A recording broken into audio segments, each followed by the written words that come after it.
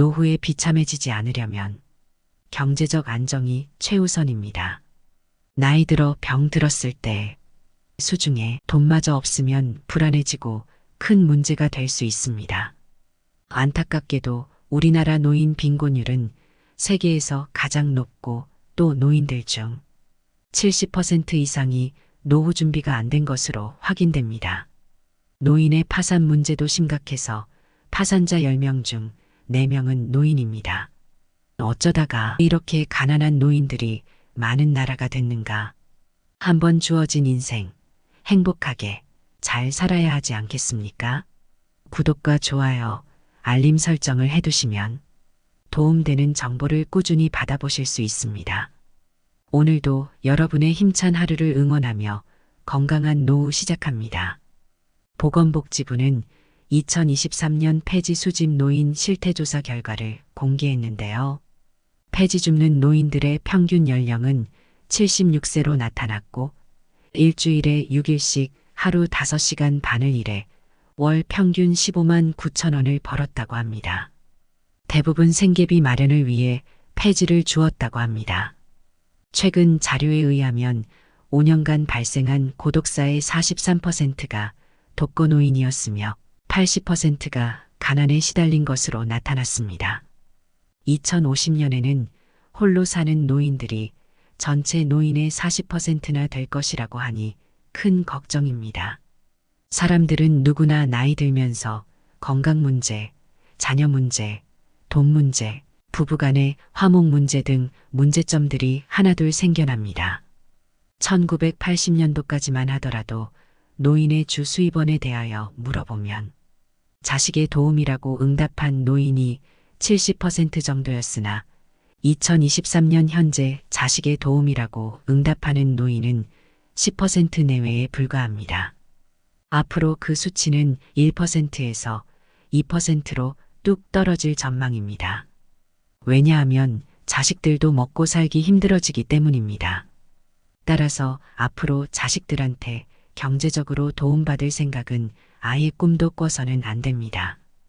그렇다면 한국인 노후가 가난해지는 실질적인 이유가 무엇인지 하나씩 원인을 따져보고 그 대비책까지 함께 살펴보도록 하겠습니다.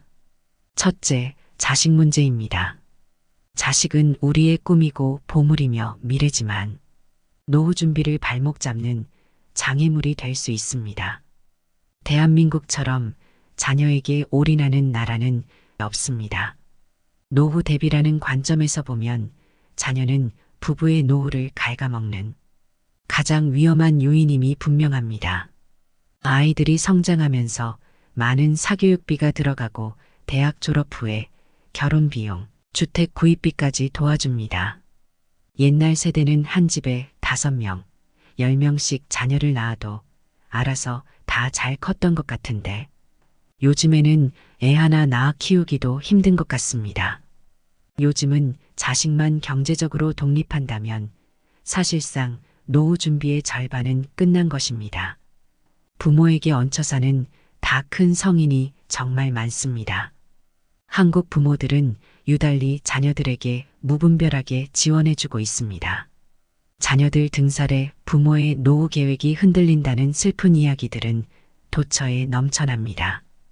자녀의 결혼, 주택 자금과 부부의 노후 자금을 놓고 갈등할 때는 주저없이 부부의 노후 자금을 먼저 마련하는 데 주력해야 합니다. 부부의 노후 자금을 확보하고 나서 남은 돈이 있다면 결혼 자금이나 주택 자금에 보태주시길 권합니다. 둘째, 노후에 가난해지는 이유는 황혼 이혼 때문입니다. 1990년 전체 이혼 건수의 5%에 지나지 않았던 황혼 이율 비율이 2021년에는 39%로 크게 늘어났습니다. 10쌍이 이혼하면 그중 4쌍은 황혼 이혼입니다. 자식은 부부의 연을 강하게 이어준 끈 역할을 하는데 자녀들이 결혼의 둥지를 떠나고 보통은 남편의 소득이 끊기는 순간 아내의 입장에서 더 이상 남편과 함께 살 이유가 없습니다. 그동안 애들 때문에 헤어지지 못하고 돈줄에 묶여 있어 이혼을 못하다가 이 두 가지 끈이 끊기는 순간 황혼 이혼으로 이어지게 됩니다. 물론 이런 부부들은 그동안 사랑 없이 살아온 껍데기 부부였을 것 같습니다. 이혼은 다른 사람이 개입하기 어려운 내밀한 부부 사이의 문제입니다. 불행한 결혼을 지속하는 것보다 행복한 새 삶을 찾아 나서는 또 다른 출발이라는 측면에서 이해할 수도 있습니다. 행복 추구는 침해할 수 없는 개인의 소중한 권리이기 때문입니다. 그렇지만 황혼 이혼으로 홀로 살아야 할 때 건강 문제, 돈 문제, 고독의 문제가 한꺼번에 닥쳐온다는 현실을 먼저 이해해야 합니다.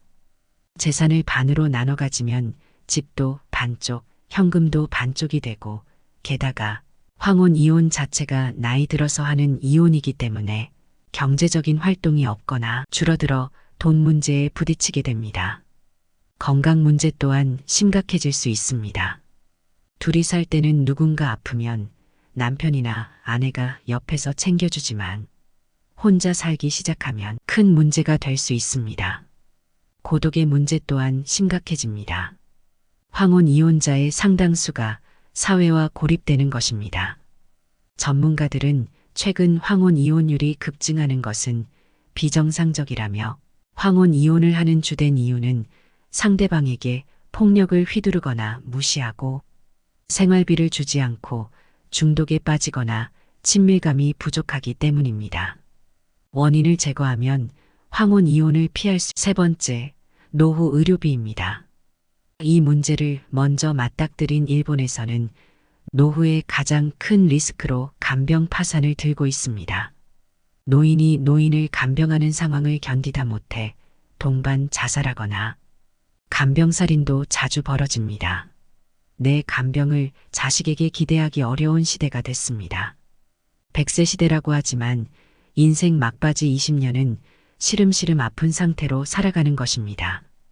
그만큼 노인 간병 기간은 늘어났고 적어도 10년 이상을 누군가가 간병해야 한다는 의미입니다. 그러니 간병 때문에 직장이나 결혼 등 자신의 삶을 포기하는 지경에까지 이릅니다. 아무리 효자라도 부모가 오랫동안 병상에 누워 있으면 효심을 끝까지 유지하기 어려운 게 현실입니다. 간병비는 자식의 교육비와 더불어 자산을 갉아먹는 3대 주범 중의 하나입니다. 2022년 건강보험과 환자 본인 부담으로 의료기관과 약국 등에 지급한 진료비가 100조 원을 처음 넘어섰습니다. 이 중 전체 인구의 17%에 해당하는 노인 인구가 진료비의 43%를 사용했습니다. 이제 노인 인구가 기하급수적으로 늘어나면서 노인들의 병원비가 차지하는 비중도 그만큼 커질 전망입니다. 특히 치매 환자가 급증하는 가운데 2021년 치매 환자 1인당 연간 관리 비용은 2,112만 원으로 2010년 1,851만 원 대비 14.1% 증가했습니다. 나이를 먹으면서 간병비, 병원 치료비가 많이 들어간다는 것이 객관적인 수치로 나타나고 있습니다. 큰 병에 걸리면 삶의 질이 떨어짐은 물론이고 목돈이 들어가고 집안이 풍비박산나기 쉽습니다. 그렇다면 간병비 치료비 지출을 막거나 최소화하기 위해서 지금 당장 해야 할 일은 주기적으로 종합검진을 받는 것이 제일 중요합니다. 그리고 근력 운동을 하고 몸에 좋은 음식을 꾸준히 먹는 것입니다. 비참한 노후를 피하고 마지막 삶을 가난하게 죽기 싫으시다면 첫째, 노후 자산을 자식에게 너무 쉽게 내어주지 말 것. 둘째, 황혼 이혼이 능사가 아님을 알고 황혼 이혼에 앞서 신중에 신중을 기할 것. 셋째, 노후 의료비, 간병비 지출을 최소화하기 위하여 운동을 하고 몸에 좋은 음식을 꾸준히 챙겨 드셔서 건강한 노후 보내시기 바랍니다. 오늘도 평안한 하루 보내시길 바라며 이상으로 건강한 노후였습니다. 다음에 더 좋은 내용으로 찾아뵙겠습니다. 시청해 주셔서 감사합니다.